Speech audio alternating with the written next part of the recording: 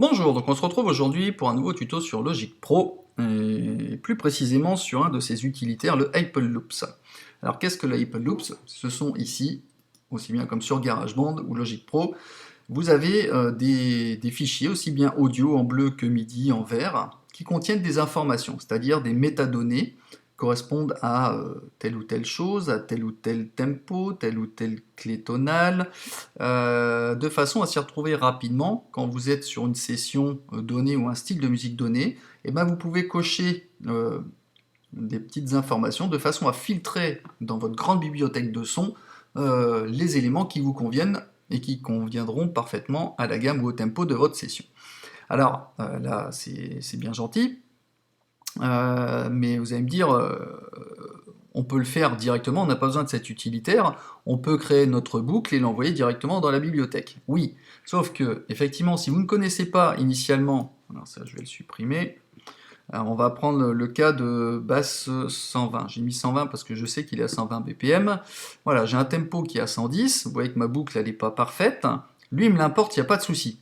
Par contre, pour l'exporter dans votre bibliothèque, on fait un clic droit, exporter, ajouter à la bibliothèque de boucle, et là il vous propose deux choix. Alors plusieurs choses de métadonnées, hein, suivant des styles, suivant etc. La basse, des variantes, etc. comme on peut le voir ici, des informations sur le style de musique, et là vous voyez que j'ai OneShot qui est mis par défaut. Pourquoi? Parce que Logic ne reconnaît pas l'information de tempo, donc il fait du OneShot, c'est-à-dire il ne tient pas compte des informations de tempo. Si je veux mettre en boucle, eh ben, il n'y a pas moyen, c'est grisé, je ne peux pas. Donc si je l'exporte dans ma boucle, je n'aurai pas les notions de tempo, et c'est un peu embêtant. Du coup la parade, ça serait d'utiliser justement ce fameux utilitaire Apple Loop de façon à donner et à renseigner les informations de boucle, notamment d'auteur et de tout ça. Ça c'est la première chose. La deuxième chose, c'est qu'effectivement on aura la possibilité d'utiliser ce fichier, par exemple audio au format WAV ou AIF, que vous pourrez importer dans un autre séquenceur et qui contiendra ces informations, notamment de tempo, ce qui peut être relativement intéressant. D'ailleurs, c'est ce que j'ai utilisé quand je vous ai créé pour Noël un petit pack avec des boucles RAEX et AIF avec cet utilitaire, de façon à ce que quand vous l'importiez dans n'importe quel séquenceur, que vous puissiez connaître le tempo ou l'importer directement au tempo de la session. Donc, comment faire pour avoir ce fameux utilitaire? Alors, ben, il se trouve déjà dans les ici utilitaires de boucle Apple Loop, sauf que j'ai regardé dans la doc, notamment dans Logic Pro 2009, il était, il me semble, alors j'étais pas utilisateur de la version 9, mais je pense que cet utilitaire est déjà intégré à l'installation de Logic Pro 9, mais par contre sur la version 10, il n'est pas intégré. Donc il va falloir aller le chercher. Alors pour le chercher, il va falloir user d'astuces, on va dire, si je puis dire. Vous allez donc à cette adresse-ci, vous serez obligé de vous enregistrer comme étant un développeur, c'est-à-dire soit spécialiste en audio, vidéo ou en internet, peu importe, le tout c'est que vous soyez un développeur, que vous soyez enregistré chez eux pour pouvoir avoir accès au fameux Apple Loop Utility. Donc une fois que vous êtes enregistré, vous allez à cette adresse-ci, n'oubliez pas si vous tapez download de bien mettre le S pour retrouver donc cette page, vous tapez Apple Loop Utility et vous allez tomber ici sur cette application que vous téléchargez, que vous installez.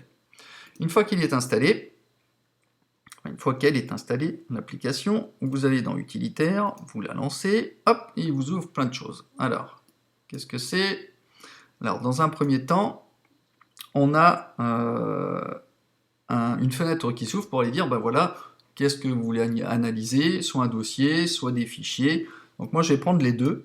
Voilà. Alors, il y a des préécoutes possibles.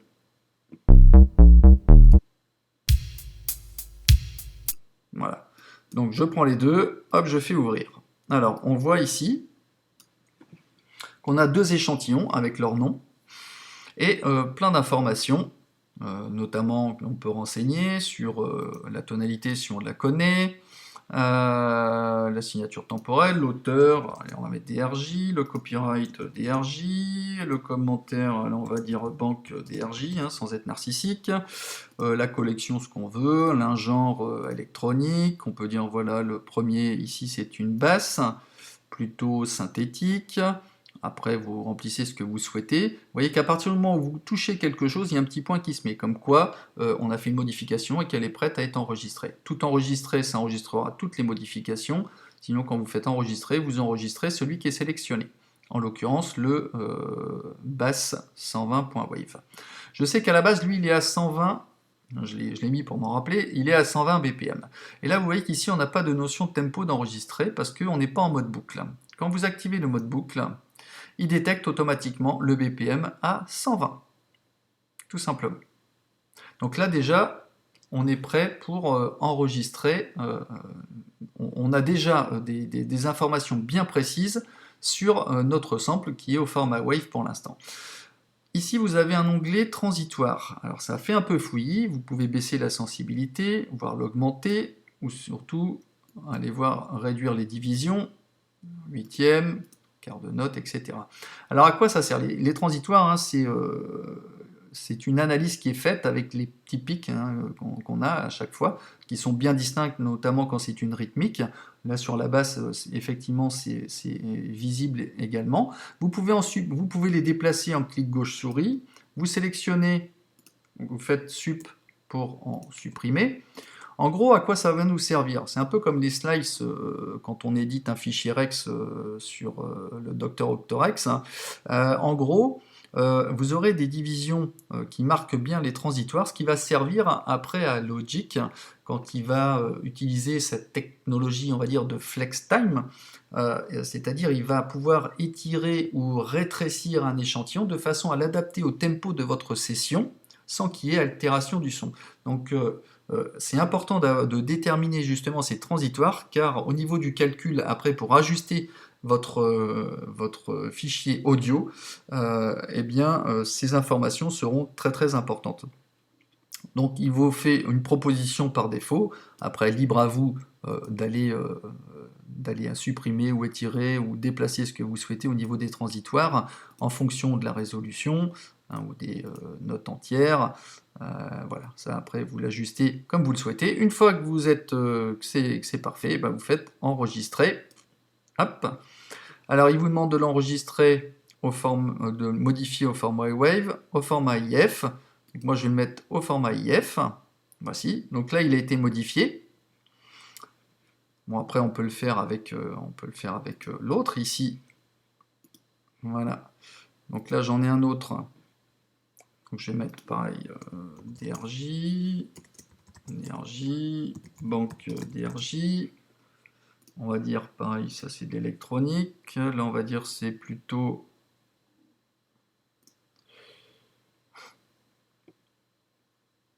tambour, c'est du battement électrique. On va dire électrique ici. Voilà, donc j'ai toujours pas d'information de tempo, je me mets en mode boucle, hop, il me le détecte. Je sais que c'est un 100 BPM. Je vais dans les transitoires. On peut adapter. Bon, mettons, là, il me l'a bien fait. Je peux revenir dessus. C'est parfait. Enregistrer au format AIF. Voilà, donc j'ai mes deux fichiers qui sont transformés au format AIF. Donc maintenant, je quitte l'utilitaire. Donc ici, il m'a gardé mes anciens, il m'a créé un nouveau converti en AIF avec mes deux fichiers. Alors qu'est-ce que je vais faire? Bah, justement, je vais les importer et on va voir si mes informations de tempo vont être prises en compte. Là, je vais prendre le battement, hop, je l'importe, hop, et là, il dit attention, contient des informations de tempo, souhaitez-vous les importer dans le projet? Importer, hop, et voilà, il m'a adapté le fichier BPM au tempo de la session. Et là, effectivement, après, si je fais clic droit, exporter la bibliothèque, là, je peux aller soit en one-shot, soit en mode boucle, puisque j'ai les informations par rapport à ma boucle qui est parfaite. Et là, je peux renseigner d'autres choses, mais je l'ai déjà fait initialement. Chose que je ne pouvais pas faire si je n'avais pas ces informations de tempo. Alors là, je fais annuler. On va prendre le deuxième, celui qui a 120. Je l'importe.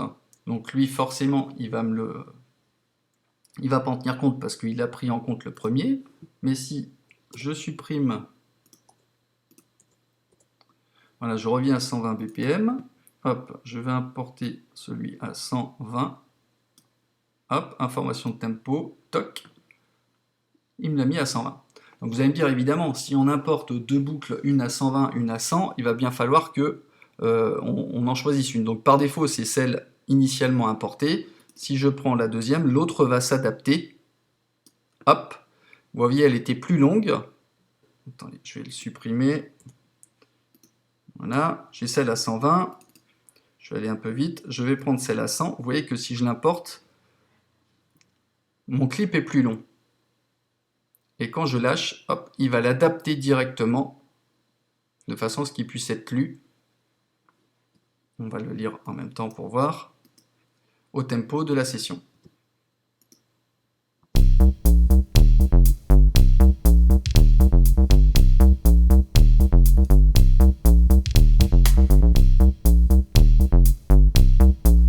Voilà, donc justement, le fait d'avoir renseigné les transitoires sur ce clip-là a permis à Logic d'adapter, avec la technologie du FlexTime, a permis d'ajuster le clip de 100 BPM à celui de la session à 120 de façon à ce que tout puisse être correctement enregistré.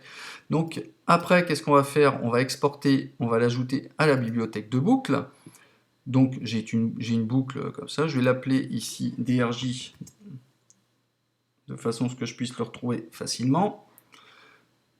Voilà, avec, on va dire, c'est une basse électrique, etc., etc. Donc créer, voilà. Et celui-ci,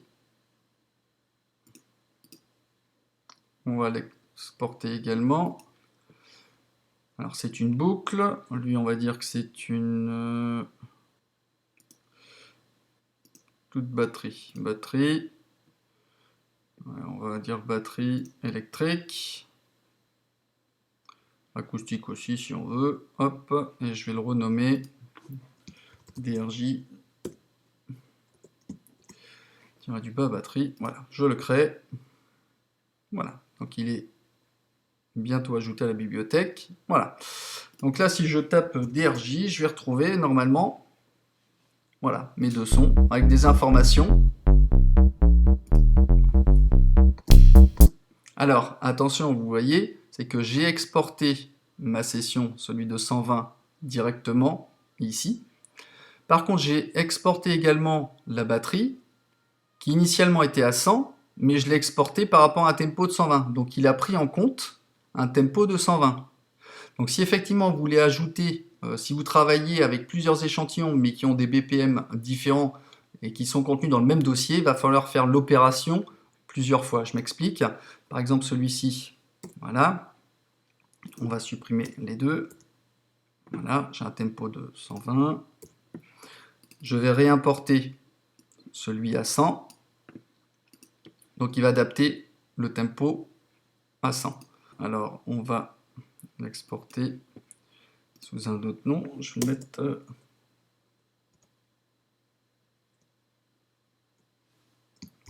DRJ BAT 100 BPM.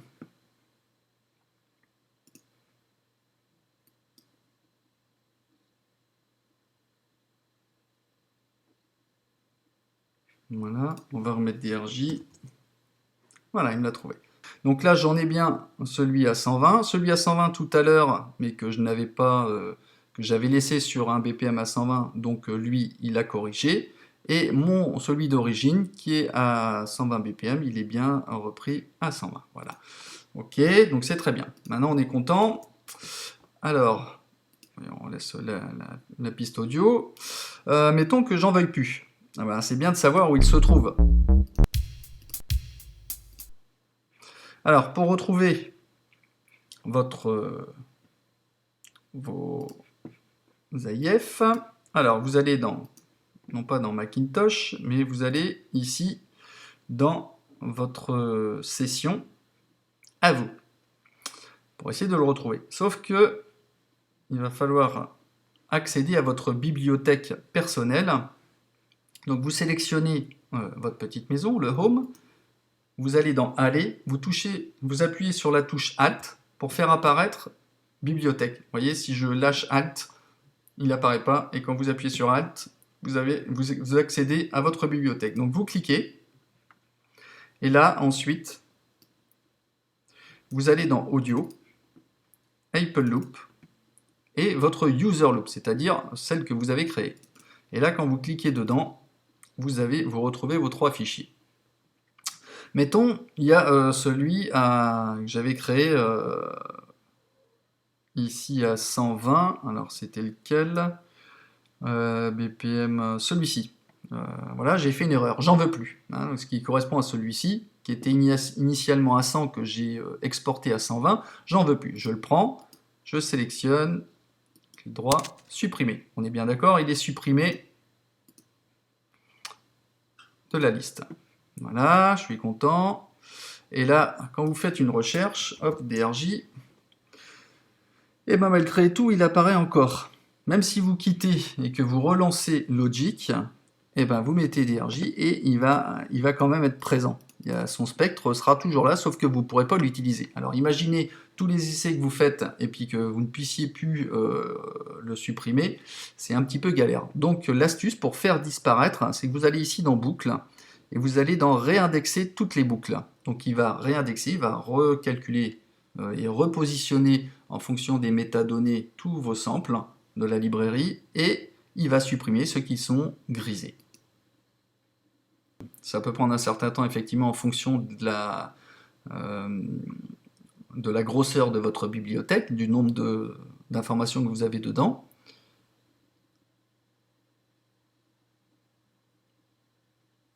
Voilà. Donc maintenant, on retape DRJ, on cherche, et il a été supprimé. Celui qui était grisé a été supprimé. Maintenant, on peut faire l'essai avec... on va quitter notre projet. On peut enregistrer. Alors, maintenant, on va aller charger, par exemple, Live. Et on va vérifier si, effectivement, les AIF sur lesquels il y a des métadonnées vont bien prendre en compte le tempo, les informations de tempo sur une session live. Voilà. Alors qu'est-ce qu'on va faire? Hop.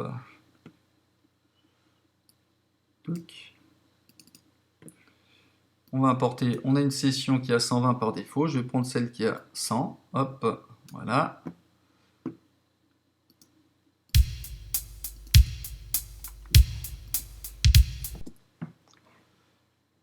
Vous voyez que le tempo s'est automatiquement adapté. Il était à 120 par défaut, je l'ai chargé, j'ai fait lecture, il a adapté l'information de tempo à 100. Voilà, bon bah j'espère que vous aurez trouvé ce tuto utile, n'hésitez pas à me laisser des commentaires si vous avez des questions, et je vous dis à bientôt pour de nouveaux tutos. Allez, ciao!